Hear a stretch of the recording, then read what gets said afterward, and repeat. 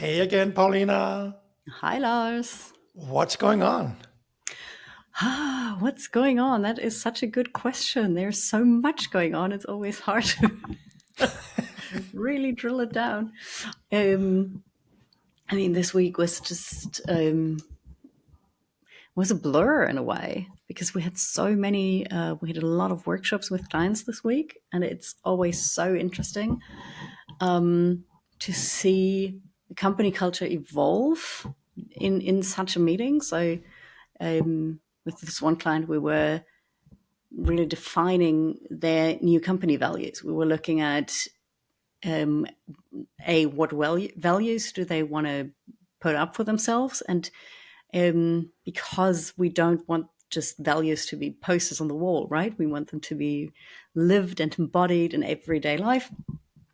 We were really breaking it down. What does this value mean for your company specifically? Why is it important for your company? And how would it show up in daily behaviors? And this is one of my most favorite things that we do, because it's so individual and so much fun to see people struggling at the beginning and like questioning if that's actually going to be worth their time.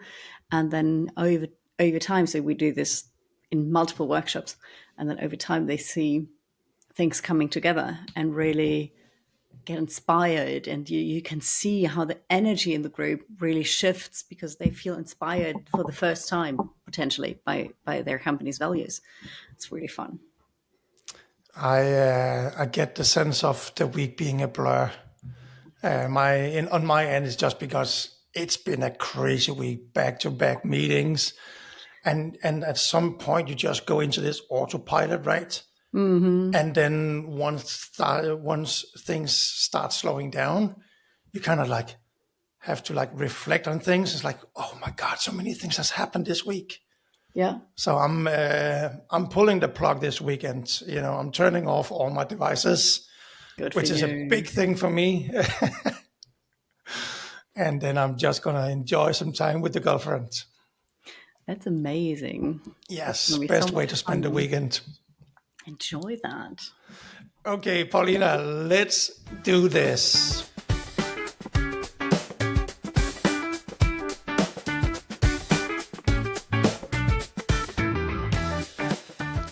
Hello, everybody, and welcome to Cultures from Hell.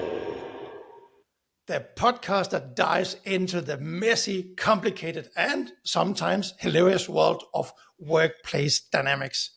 I'm your host, Lars, and today we're tackling a topic that's causing a stir in offices everywhere: generational friction at work. We are talking about the clashes between boomers, millennials, and Gen Z. We're going beyond the memes and stereotypes to understand the real misunderstandings and how to turn them into opportunities for growth. And as always, joining me today is my amazing co-host, Paulina, co-founder of the Culture Code Foundation and a true expert in all things company culture. Welcome, Paulina. Thank you, Lars. As always, super excited to be discussing things with you. And obviously, let's not forget Generation X, because that's your generation and you're still part of the workforce. Yes, I am. And it's honestly, this is actually very funny because until like maybe half a year ago, always said to people, "Oh, I'm such a boomer," right? I know that considered my age, and full transparency, I'm 51. Considering my age, I might be like more on the beat when it comes to like automations, tech, AI, and so on, because this is what I do for a living. But in so many other aspects, I'm still an old soul. So I've already said to people, I'm such a boomer. And then I looked it up. What is a boomer? And I found out I'm Generation X. Yeah. And that's so much cooler. Nobody wants to be a boomer, but being Gen X, so cool. I love it. So I'm Gen X. Yes. So yeah, we Okay. obviously bring two different generations to the table here already, because Oh, I'm a yes. millennial. Yes, you're a millennial. That's also a very cool name. Yeah. Yeah. We should have brought a Gen Z. Yes, that's true. That's Oh, true. shit. Oh, I swear it on my podcast. Okay, so today's episode is all about how we can move from generational conflict to genuine collaboration. We'll be exploring frameworks, curiosity rituals, and even reverse mentoring. And Paulina, let's start with a big picture question. Take us back to the beginning. What sparked your interest in generational differences at work? Well, I guess I would say was the recruiting patterns I see in teams across industries. I mean, I've worked in both more established companies in Germany, and I've also worked for hyper growth startups. So I've seen it across the board, where old generations were labeling younger ones as too soft, too impatient, or not loyal enough. And at the same time, the younger generations looked up and saw leadership styles that they experienced as rigid, dismissive, and disconnected from day's work reality. So just by those labels or different viewpoints, it became very, very clear that if these generations actually work together, that can become difficult, obviously. And I have led very, very diverse teams in terms of also generations. So I've had teams where I would combine 4 different generations within one team. So that was really, really highly interesting to see that unfold, right? And what fascinates me is that this labeling of the different generations isn't new. I think it's throughout history, it's been the same way, right? Every generation thinks the one after them is weaker or less resilient or less hardworking. And the younger ones are thinking that the older ones are outdated and just don't get them anymore, right? And the reality is they are just forged by different environments and different pressure points that they experience, right? So boomers, for example, they grew up in the scarcity mindset after the Second World War, and Gen X then became fiercely independent, which you're a wonderful case in point, right? And at the same time, as millennials who were also raised by boomers, right, we were taught to achieve and overachieve and optimize everything that we're doing. Because when we entered the work life, it was really difficult to get a job because there was still not, there was still a lot of people in the workforce, and when we entered the workforce, there was the economic crisis from 28. There was the Arab Spring happening, so there was war on the rise. So a lot of companies didn't necessarily hire people, and we were still very, very focused on box thinking. So you had to, especially in Germany, you had to have a certain education in order to get that job. If you didn't have that specific education, you would just not get the job. And there has been so much more flexibility around that in the last, I would say, 10 years, which made it a lot easier for skipping lanes or changing lanes throughout your career, right? And Gen Z, on the other hand, they came of age in complete chaos. And at the same time with a lot more access and voice than any generation before them, thanks to social media. So each brings their own challenges, but also their own adaptive genius to the table. And I would be very honest here on the show. Like you're saying, I'm Gen X, and I was brought up by hardworking parents. Mm-hmm. And I always learned from the beginning. I had my first job since I was like 10 years old. like you have to work hard and you have to perform if you want to do anything with your life and so on.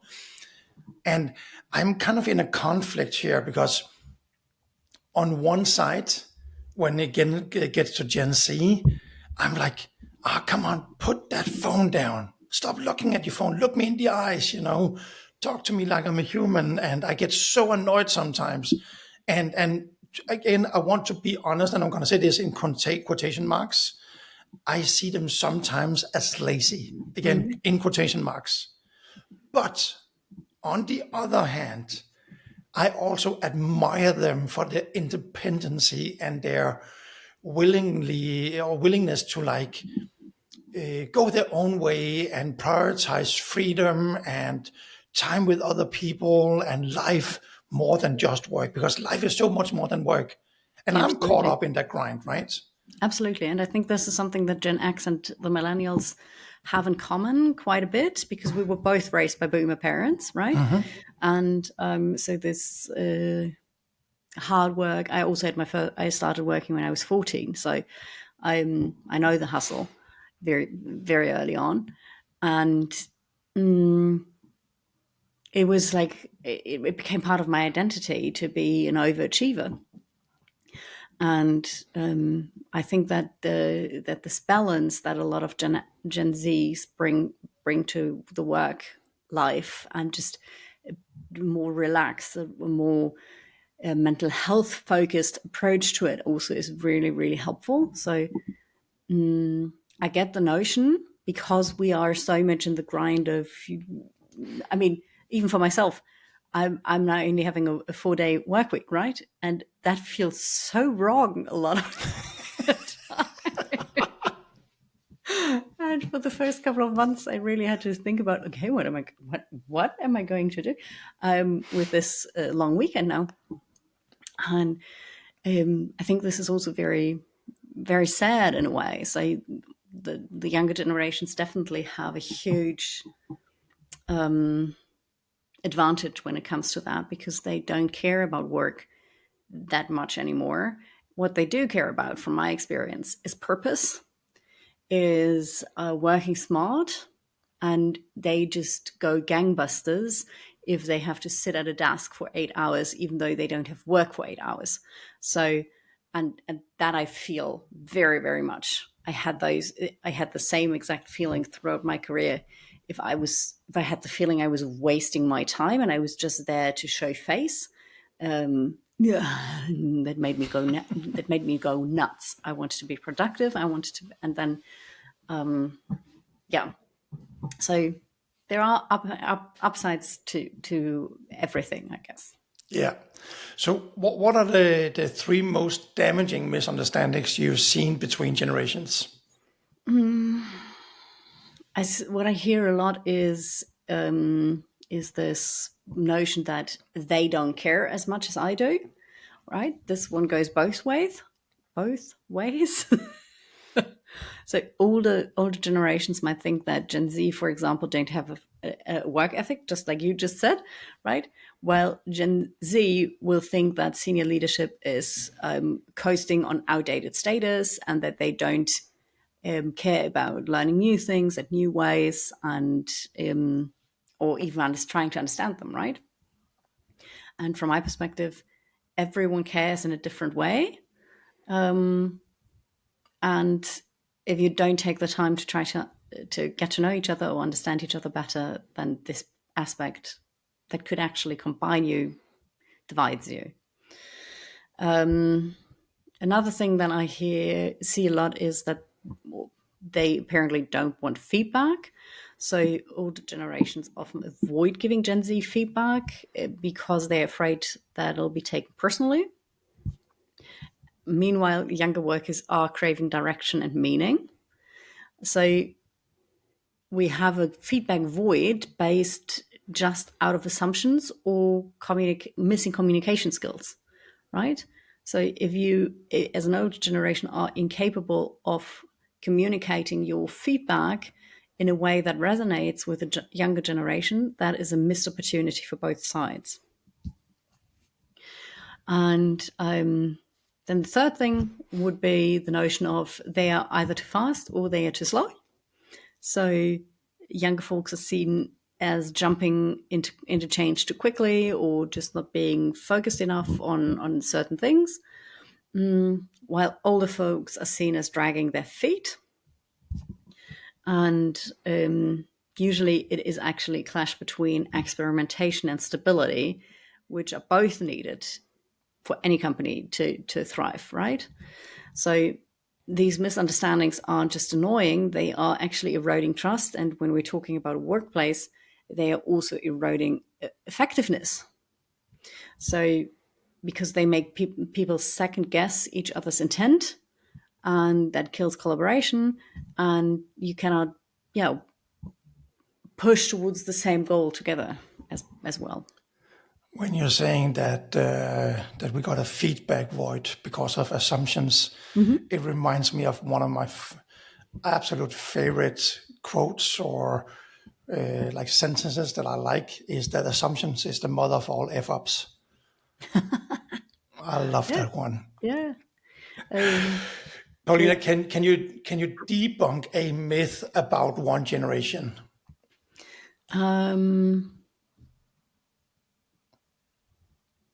Yeah, let's do the one that older generations are better at tech. I mean, I would say you are one of the best examples I know.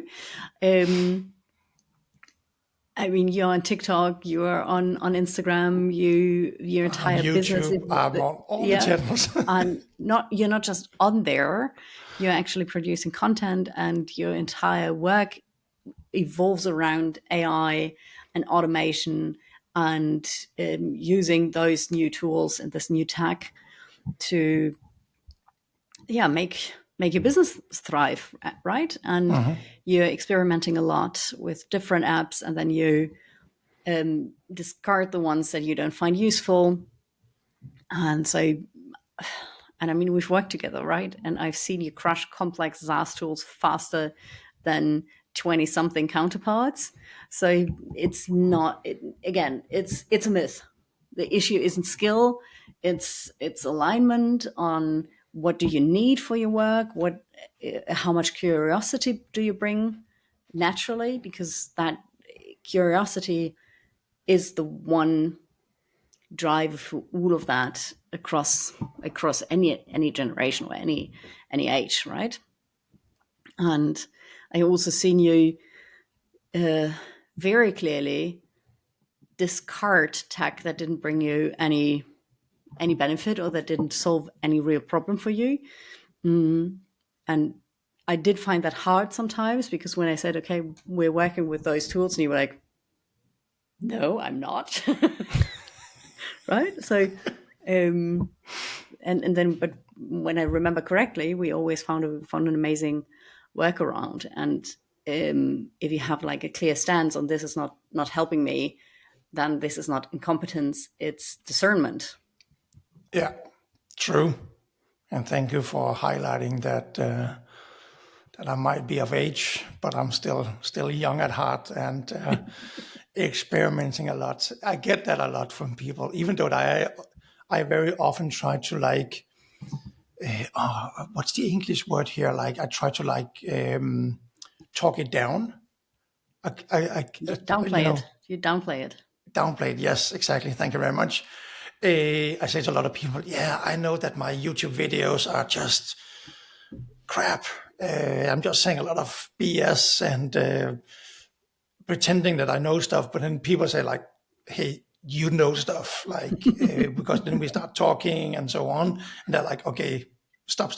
I'm way behind or something like that. So yeah.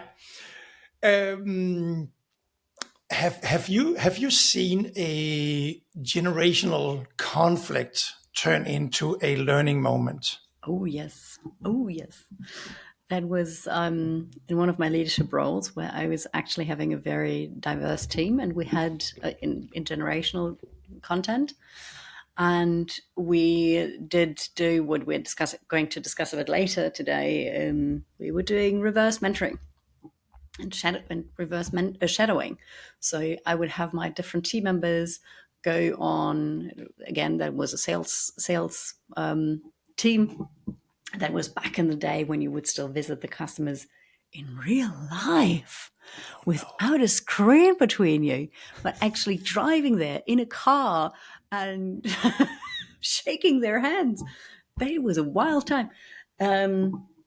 So I would have different team members do that together, travel together, visit the clients together, spend an evening at a restaurant, have dinner together, and then come back, so that they could really get to know each other and really see how the other person would work. And in that specific instance, I had a 26 or 27-year-old woman and a 50-something dude take one of those trips together. And they actually went to one of her clients first, and he completely took over the meeting. He would hand out his business cards to her client. He would, just showcase his abilities, and she felt treated like his secretary, and completely. And she was so angry. She was so pissed at him because she felt like he was negating any of her skill. That he completely made her look like a complete imbecile in front of the customer. So it was a disaster. It was an actual disaster. But she also said, I can't explode in front of the customer. I can't just tell him F off in front of the client, right? And but she did call me after the meeting, and she was fuming. She was absolutely fuming. She was like, I'm never talking to him again. I'm never gonna work with him again. That was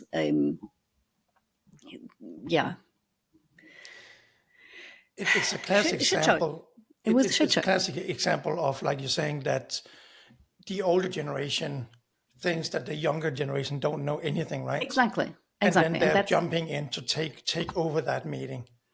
Exactly, and that's how she felt, like, right? That he wasn't taking her seriously, that he wasn't respecting her, that he didn't really care about how she did things, but just wanted to showcase that he could do things better. And so I had her on the phone fuming for about half an hour, and I hung up and I was like, okay, how am I going to approach this? And in that second, he actually called me, and he told me, Paulina, I effed up big time.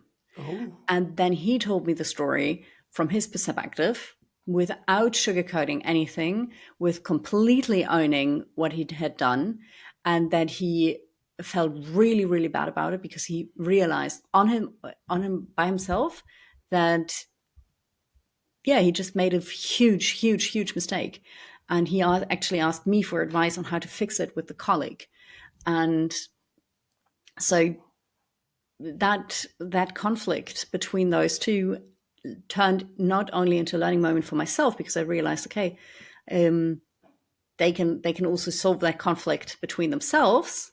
They don't necessarily need me to intervene. They need me maybe to vent or to spar on solutions, but they can fix it on their own. But it was also a huge learning moment for him, because he immediately realized, okay, I need to behave differently if I want to keep working with younger people.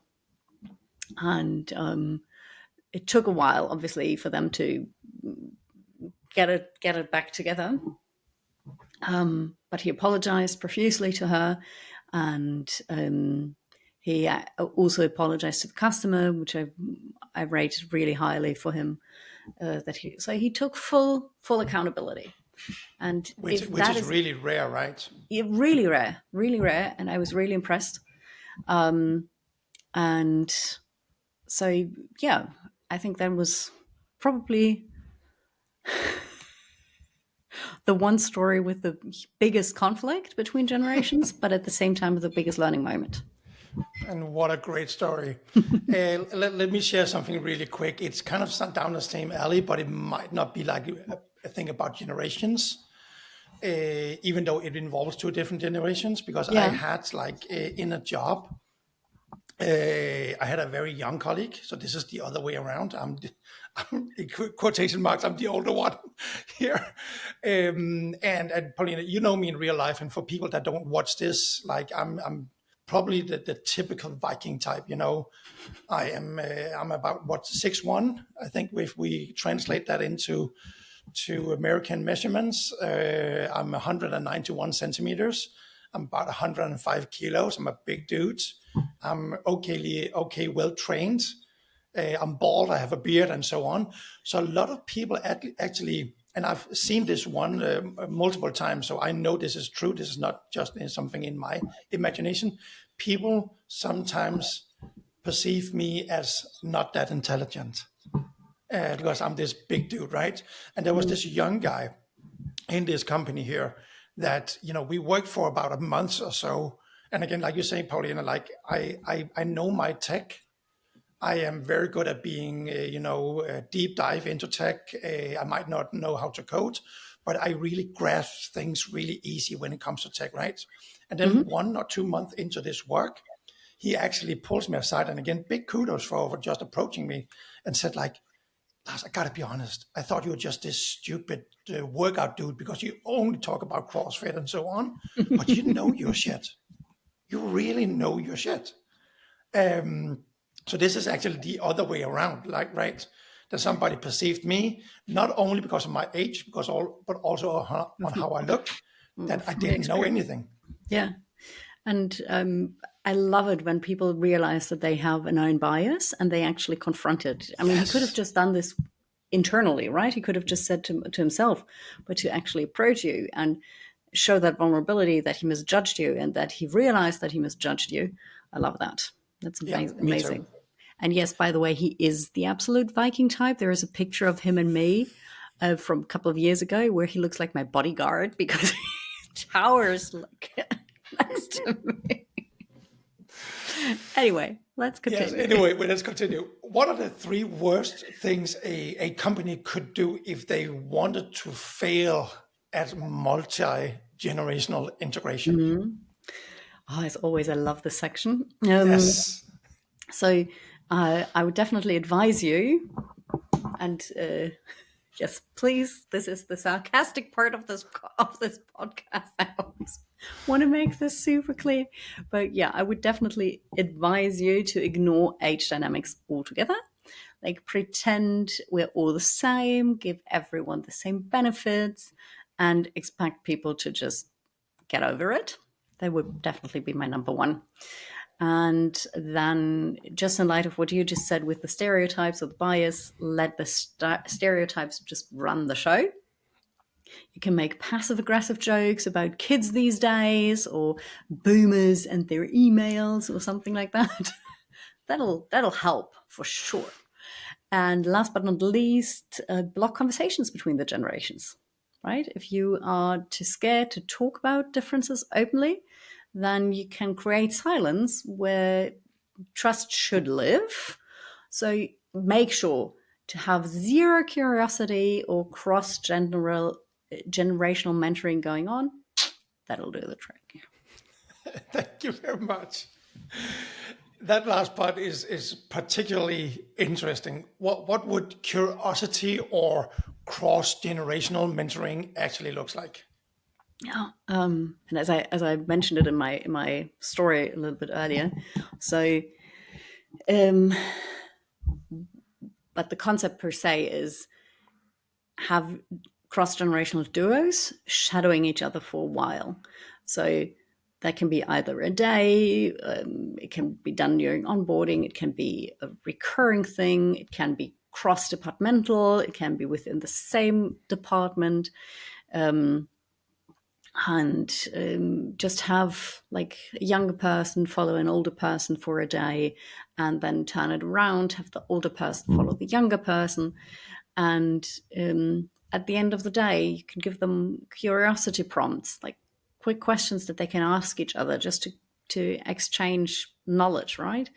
And this, so if the people that are doing the shadowing are in the same department, obviously you can also directly talk about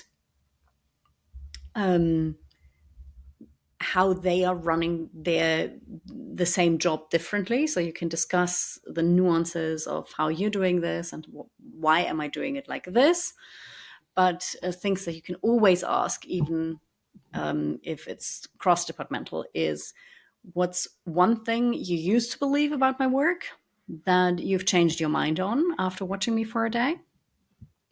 What's something that you admire about how I work? Or what feels hard for you in our current collaboration or in our current culture, right? So those kind of prompts will instigate incredibly deep exchange and conversations that go beyond the job per se. But it can also give a lot of insight in terms of, is there something that I can learn from a more experienced person? Can I, and with more experience, I don't mean the older generation. I'm saying maybe the younger person has more experience in using certain tools, or they have more experience in running a team. I mean, I've managed people that were twice my age and who had never managed anyone in their life. So, and then so there's always some give and get between different generations, right?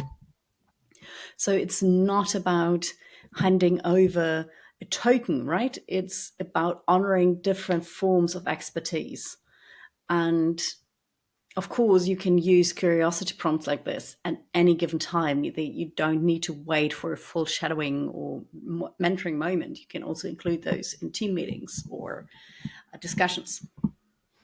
And if you're sitting out there as a listener and let's say you're in a managing position, what's one practical thing a manager could do today to improve generational collaboration? I think I would advise to infuse a discussion among your team members with the question, is there a decision we're making today that could benefit from a different lens? And that could be a generational lens, could obviously also be a different departmental lens or whatnot. But in terms of what we're talking about today, how could this decision benefit from a different generational lens? And literally ask, does someone younger or older have a perspective we're missing? Or ideally, if you have those generational divides in your team, just directly talk to the person that are younger or older. Like, right, I would ask, Lars, what is your perspective on this specifically? And if you want to go a step further, you can pair people across generations for a short-term project or a specific task, and thereby making generational diversity part of your teaming strategy, not just a demographic slide that looks nice on your website. And after saying like, "Hey, Lars, what is your thoughts on this?" Immediately you're gonna regret that you allowed me time to talk. You know how much I can talk if I'm passionate about things. But that is actually a really good point, right? Because it's obviously super crucial that you don't just ask the questions, but that you actually incorporate the feedback and the input, right? If you just ask for the sake of asking and not do anything with that, then this is actually going to harm your collaboration with across generations. So you need to, I mean, obviously don't incorporate BS, but try to incorporate the good things as often as possible.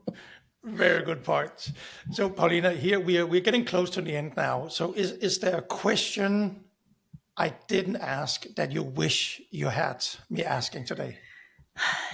Yeah, we didn't talk about power dynamics at all, because a lot of generational friction isn't actually about age. It's more about who feels seen and who gets to call the shots and who's allowed to say no, right? So we all know that a lot of boards and C-level positions are still held by older people, boomers specifically. And I mean, we just need to look around the presidential landscape, the international presidential landscape. There are a lot of very, very old people running the show. So that is clearly there is a power imbalance between the generations, and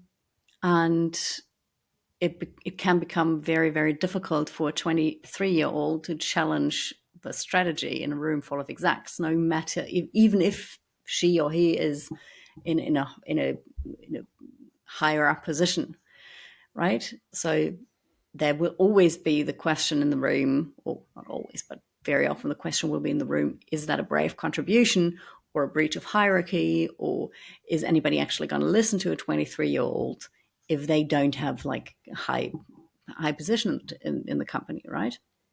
So unless we're also willing to look at power balances or power structures, we'll keep blaming personality or age and miss a real opportunity for change in terms of how do you bring in a more diverse structure for decision making and for So I personally, for example, would be a huge fan of making sure that younger people's voices counted more in elections than older people's voices, because we have in all over Europe, we have the demographic issue, right, with the older generations being much higher, much more populated than the younger generations, and therefore a lot of politics is being made for old people because they are the biggest group of voters.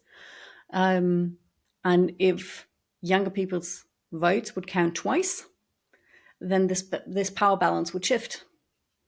And I personally believe very, very strongly, and very passionate about that, that it's important to make politics for the future and not for maintaining status quo or for past generations who don't necessarily, and now I'm going to be crass, that are not necessarily going to have a future. I mean, an 82-year-old president making politics, making decisions for a future that he's not going to be part of,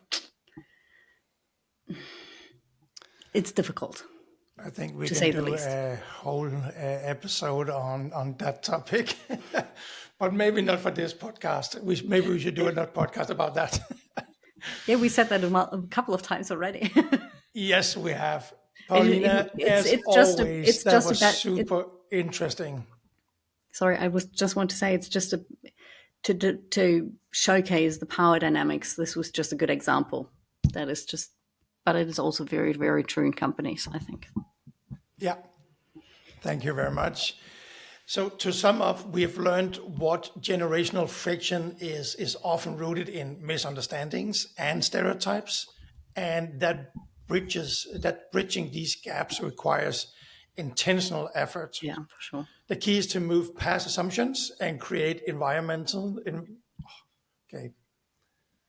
I'm going to really cut that off. Okay, let me just put in a marker. Here we go. Paulina, that was super interesting again. So to sum it up, we have learned that generational friction is often rooted in misunderstandings and stereotypes, and that bridging these gaps requires intentional effort. The key is to move past assumptions and create environments where different experiences and values can be celebrated. Yes. Before we round off, as always, Paulina, and thank you for sharing your expertise, please tell our listeners where can they reach out, where can they find you, where can they get all their questions answered in terms of company culture. Well, feel free to reach out to me via DM, either on Instagram or on LinkedIn. We will put all the social media handles in the show notes, as always. And you can also check out our website at culturecodefoundation.com. There you'll learn more about what I do professionally when I'm not ranting about bad cultures on this podcast. And as always,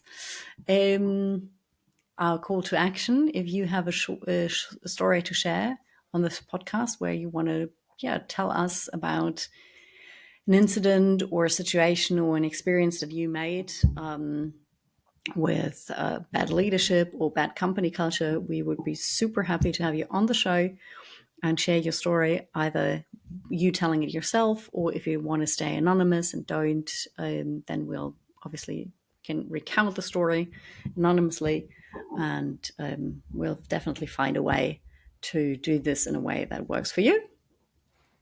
And like you said, we'll be sure to include all the links in the show notes, also my personal one. So if people want to reach out to me, please do so.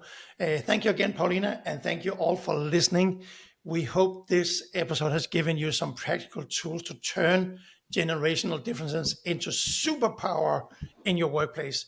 Until next time, keep cultivating a culture that works for everyone. Thank you. Thank you.